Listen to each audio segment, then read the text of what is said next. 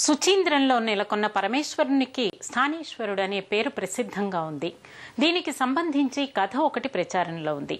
అర్చావతార స్వరూపంలో ఉన్న సుచీంద్రంలో ఉన్న స్థానేశ్వరుడు, కన్యాకుమారి క్షేత్రంలో ఉన్న పార్వతీదేవి పరస్పరం ప్రేమించుకున్నారట. వివాహం జరిగే సమయానికి కొన్ని అనివార్య కారణాల వల్ల శివుడు సుచీంద్రం నుంచి కదలలేకపోయాడట. పరమేశ్వరుడు రాకపోయేసరికి పార్వతి వివాహం చేసుకోకుండా కన్యకగా మిగిలిపోయిందట.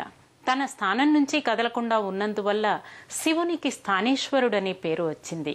అయితే తమకు జరిగిన ఈ అనూహ్య సంఘటన తమ భక్తులకు కలగకూడదని పార్వతీ పరమేశ్వరులు భావించారు. పెళ్లి కాని యువతీ యువకులు తమను దర్శించినట్లయితే వివాహ సౌభాగ్యం కలుగుతుందని అనుగ్రహించారు. భక్తులు అనంతరం గర్భాలయంలో కొలువైన స్థానేశ్వర స్వామి వారి దివ్య మంగళ రూపాన్ని దర్శించుకొని అలౌకికమైన ఆనందానికి గురవుతారు.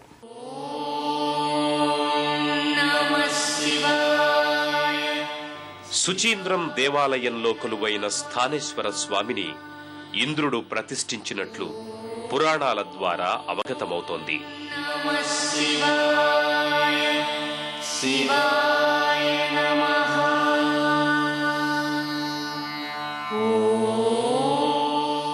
గర్భాలయమంతా నిత్యము కిక్కిరిసిన భక్తజనంతో ఉంటుంది.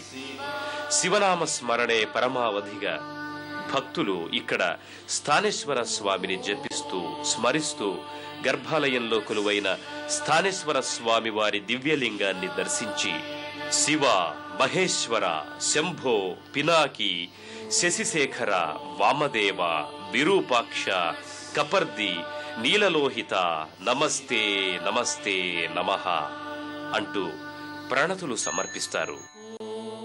ఇక్కడ ఈ ఆలయంలో శివలింగానికి అభిషేకించిన జలం బయటకు పోకుండా శివలింగం ఉన్న భూమిలోనే ఇంకిపోతుంది. ఈ అభిషేక జలం కన్యాకుమారి దగ్గర ఉన్న సముద్రంలో కలుస్తుందని భక్తుల నమ్మిక. భక్తులు అనంతరం ఇదే ఆలయ ప్రాంగణంలో ఉన్న శ్రీ వెంకటనాథుణ్ణి భక్తితో దర్శించుకుంటారు. గర్భాలయంలో స్థానేశ్వర స్వామిని దర్శించుకున్న భక్తులు అనంతరం ఇదే ఆలయానికి పక్కగా కొలువైన శ్రీ వెంకటనాథుడి మందిరానికి చేరుకుంటారు. గర్భాలయంలో సర్వాలంకార శోభితంగా శ్రీ వెంకటనాథుడు శ్రీదేవి, భూదేవి అమ్మవార్ల సహితంగా దర్శనమిస్తారు. అనంతరం భక్తులు ఇదే ఆలయ ప్రాంగణంలో ఉన్న నవగ్రహ వసంత మండపాన్ని దర్శించుకొని నవగ్రహాది దేవతలను నిండు మనస్సుతో కొలుస్తారు. ఆలయ ప్రాంగణంలో భక్తులకు నవగ్రహ వసంత మండపం దర్శనమిస్తుంది.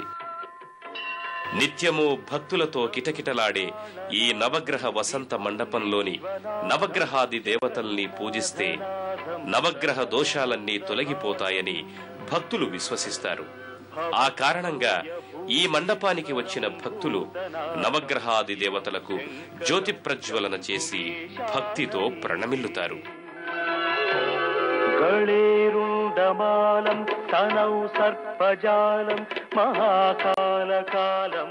ఈ ఆలయ ప్రాంగణంలో మరో పక్క అగస్త్య ప్రతిష్ఠిత కైలాసనాథ శివలింగం దత్తాత్రేయుడు భక్తితో దర్శించుకుంటారు.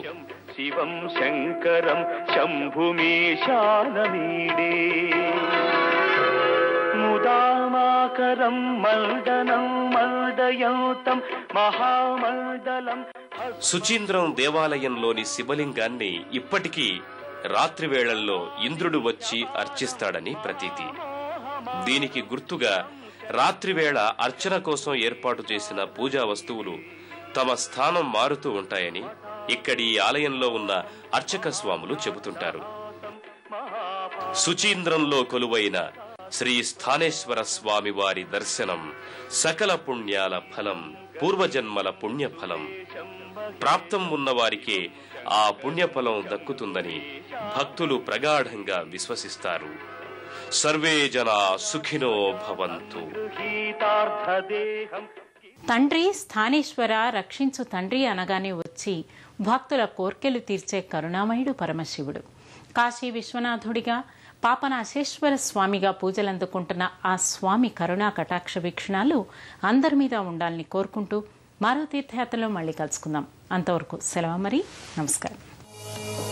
పుణ్య పుణ్యక్షేత్రాల దర్శనం, అపురూప ఆలయాల సందర్శనం, తీర్థయాత్ర కార్యక్రమాన్ని ఇప్పుడు యూట్యూబ్ ఆన్లైన్లో www.youtube.com/